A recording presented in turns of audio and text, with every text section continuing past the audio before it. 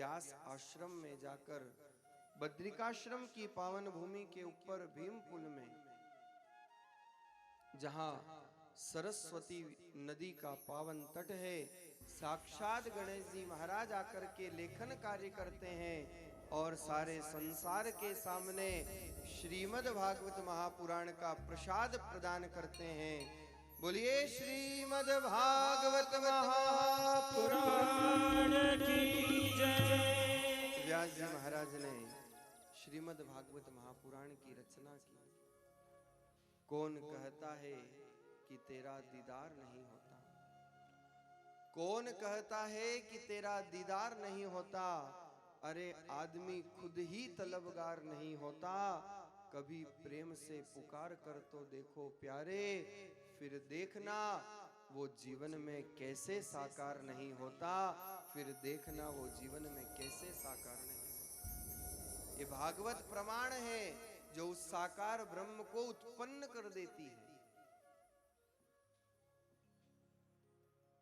व्यास जी ने अपने पुत्र सुखदेव जी को ये पावन ग्रंथ प्रसाद के रूप में प्रदान किया और इसके पश्चात जो प्रसंग आता है महाभारत की ओर, व्यास जी महाराज ने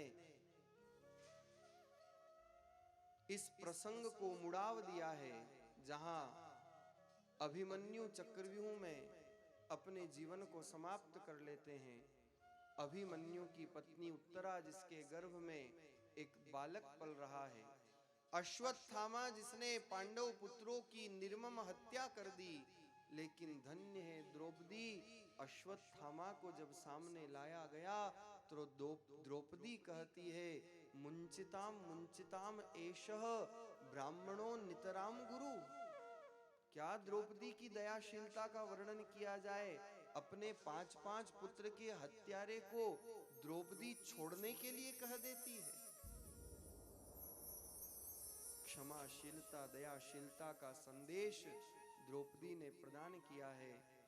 अश्वत्थामा से रहा नहीं गया, पांडवों के वंश को समूल नाश करने का संकल्प लेकर के जब उत्तरा के गर्भ के ऊपर ब्रह्मास्त्र का प्रयोग करता है तो साक्षात सुदर्शन चक्रधारी आकर के उत्तरा के गर्भ में प्रवेश कर जाते हैं।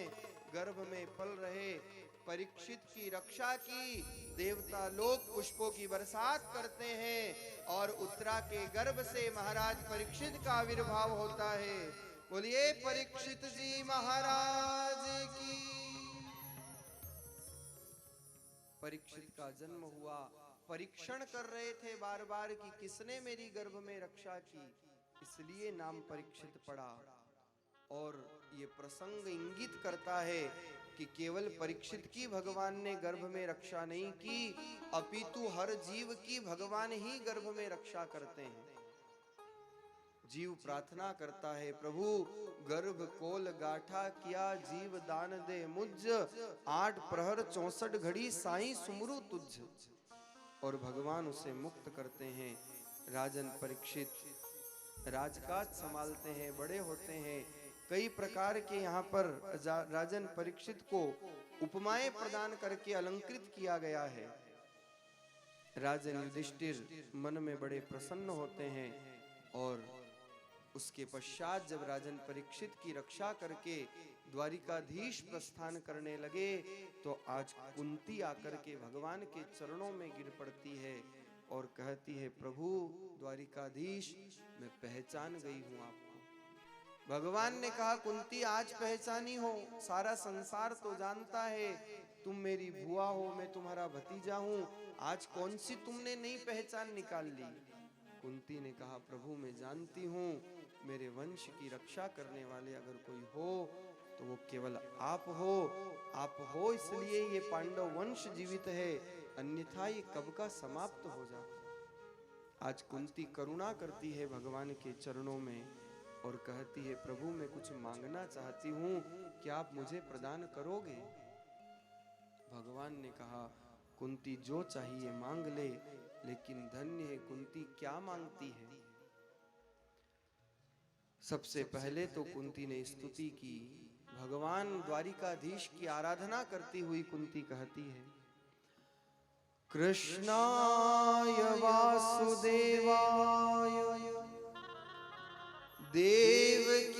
नंदनाय च नंद गोप कुमाराय गोविंदाय नमो नमः।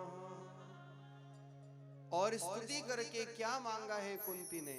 प्रभु आपको देना है तो विबदः संतु न शश्वत तत्र तत्र जगत गुरु भवतो दर्शनम यत् स्यात् पुनर्भव दर्शनम।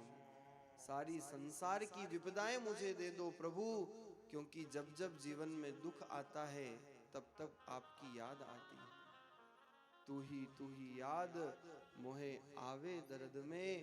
जब जब दुख आता है तब तब ही तो प्रभु आप याद आते हो। ये संसार का सुख आपकी विस्मृति करा देता है। इसलिए वह सुख पर पत्थर पड़ो जो हरि हृदय से जाए, और बलिहारी व दुख की जो पल पल नाम लिवाए। आज कुंती ने भगवान से संसार की सारी विपदाएं मांगी। भगवान ने कुंती को आशीष प्रदान किया और यहाँ से प्रस्थान कर गए। क्योंकि आज भगवान जब निकले तो बड़ी तीव्रता से सम्रांगण की ओर दौड़ रहे हैं, क्योंकि भगवान का एक लाडला भक्त अंतिम समय में आज भगवान को पुकार रहा है और स्मरण कर रहा है, भगवान के दर्शन करना चाहता है। कौन है? महाभारत में बाणों की सैया पर लेटे हुए भीष्म पितामह को दर्शन देने के लिए भगवान आज यहाँ से प्रस्थान करते हैं। भीष्म पितामह जो बाणों की सैया पर शयन कर रहे हैं, लेकिन यही संसार की वास्तविकता है।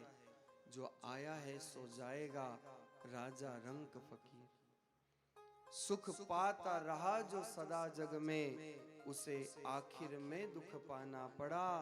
और पछताया नहीं जो कभी भी कहीं, उसे अंत समय पछताना पड़ा। कोई फूल न बाग में ऐसा खिला, खिलके जिसको न मुरझाना पड़ा। और विधि का ये अटल विधान रहा, जिसे आना पड़ा उसे जाना पड़ा, जिसे आना पड़ा उसे जाना पड़ा।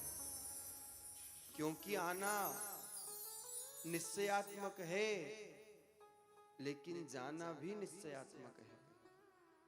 ये जीवन ही संशयात्मक है। आज भीष्म पितामह महाभारत की रणभूमि में जब द्वारिकाधीश के दर्शन करते हैं तो क्या भाव भीष्म पितामह के सामने आज द्वारिकाधीश को देख करके निकलते हैं। हर जीव को यही प्रार्थना करनी चाहिए कि जीवन के अंतिम समय में हमें भगवत कृपा प्राप्त हो जाए, क्योंकि अंत मति सो गति, अंते नारायण स्मृति। अंत में अगर नारायण स्मृति रह जाए तो जीव गोलोक धाम का वासी हो जाता है। ये शास्त्रोक्त वचन है। और इसी बात को भीष्म कह रहे हैं।